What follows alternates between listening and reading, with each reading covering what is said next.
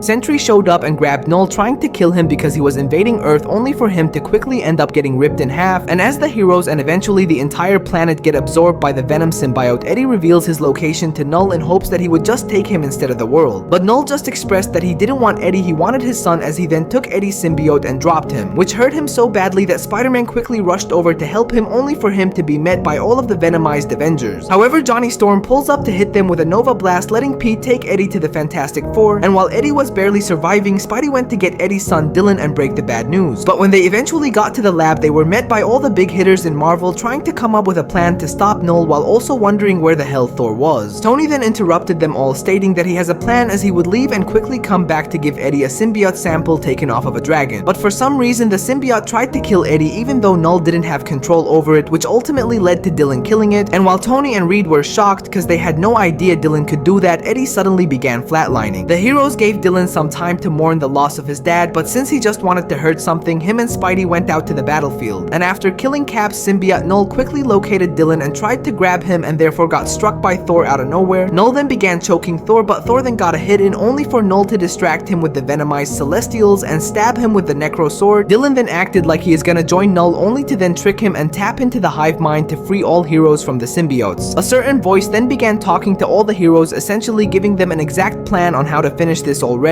The voice was then revealed to be Jean Grey, who was shocked to realize that there isn't really anything she can do to stop Knull, as he pretty much beat everything. But then suddenly she started to sense an opposite to Knull, an entity made of pure light that Knull had once beat before, but only because it was young. The light leaves the Silver Surfer's body and heads for Eddie's, as Reed then reveals that it is Captain Universe, the same one that once turned Spidey into Cosmic Spider-Man. Cosmic Venom then combines Mjolnir and the Silver Surfer's sword into a cosmic axe, ultimately making Knull literally run away. Eddie eventually ripped Knull's symbiote and flew him over to burn him in the sun, where Captain Universe then left his body, declaring him as the new god of symbiotes.